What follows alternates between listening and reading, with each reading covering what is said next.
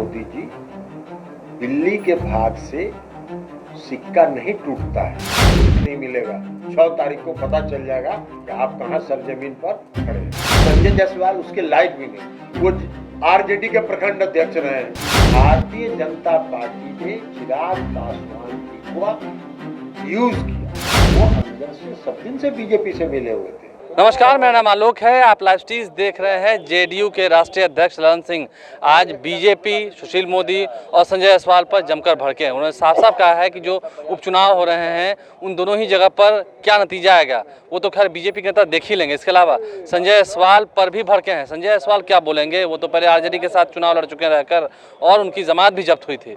संजय जायसवाल पर भी भड़के हैं, सुशील मोदी पर भी भड़के हैं और इशारों में जेडीयू के पुराने साथी रहे आरसीपी सिंह को भी ये तक कहा है कि उनका एक एजेंट हमारी पार्टी में था, मिशन तो सफल हो नहीं पाया, आगे उसको तो कम से कम जगह दे दें। क्या कुछ करें ललन सिंह, जरा सुनिए। संजय मोदी कह रहे हैं कि जेडीयू और आरजेडी का विलय हो जाएगा, ये कगार पर पार्टी आने वाली है, जेडीयू में बड़ी टूट होगी।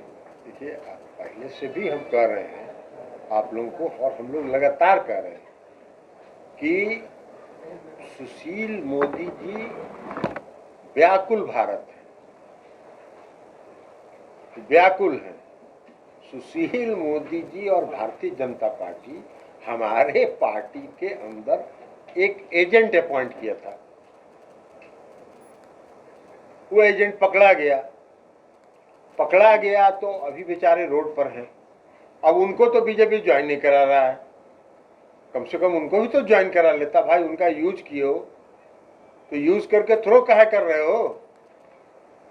हम लोग सुने कि बहुत दिन से कोशिश में है लेकिन उनको ज्वाइन नहीं करा रहा। लेकिन सुशील मोदी जी, दिल्ली के भाग से सिक्का नहीं टूटता है, आप चिंता न करें। जो बिहार में महागठबंधन नीतीश कुमार जी ने बनाया है वह अटूट है और अटूट रहेगा। आप सिक्का टूटने का इंतजार करते रहिए ताकि उसका दही का जो छाली होता है उसको खा सकिए। कुछ नहीं मिलेगा। 6 तारीख को पता चल जाएगा कि आप कहां सरजमीन पर खड़े हैं। बीजेपी कह रही है कि इन दोनों सीटों पर उनको पता लग जाएगा। अरे भाई, हमने कहा कि 6 तारीख को ना पता चलेगा। बीजेपी के कहने से तो नहीं ना होगा। बीजेपी तो जरा 2020 का विधानसभा चुनाव याद कर लीजिए।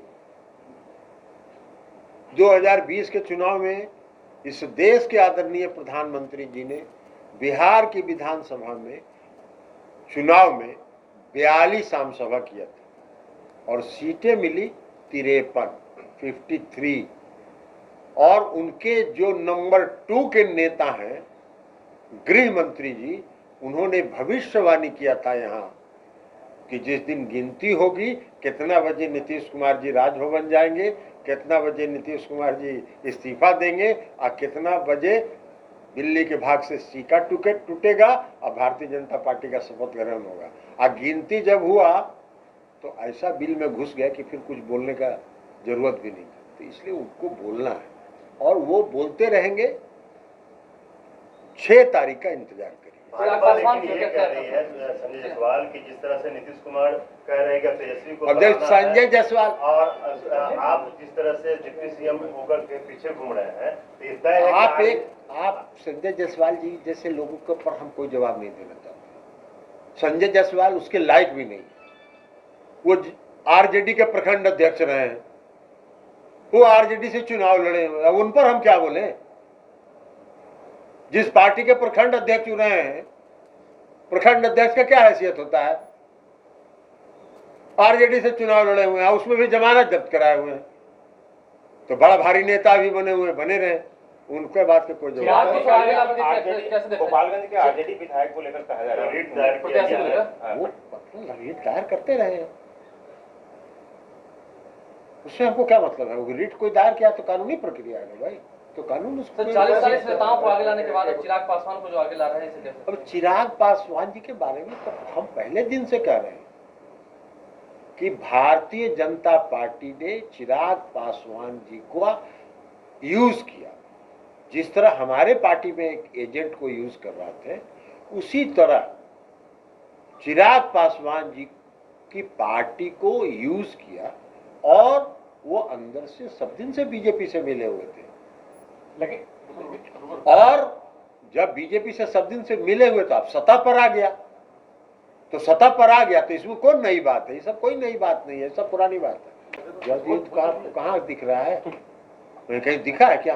नहीं कहीं, अरे छोड़िए ना, भाजपा तो बता तो दिए कि बिल्ली के भाग से सिक्का नहीं टूटता है। तो आरजेडी और जेडीयू के विलय के सवाल पर एक तरफ जहां ललन सिंह ने अपनी सफाई दी है, अपनी बातों को रखा है, वहीं उपेंद्र कुशवाहा जो कि जेडीयू संसदीय बोर्ड के अध्यक्ष हैं, ललन सिंह, तेजस्वी यादव, इन तमाम नेताओं ने खूब प्रचार प्रसार किया है महागठबंधन के पक्ष में, गोपालगंज मुकाम है। अब ऐसे में नतीजा क्या होगा ये देखना होगा। लेकिन ललन सिंह ने जो कुछ भी कहा है, संजय जायसवाल को लेकर हो, सुशील मोदी को लेकर के हो, आपने सुना है। हमारे चैनल को सब्सक्राइब कर लें, साथ साथ फेसबुक पेज भी लाइक करें। धन्यवाद।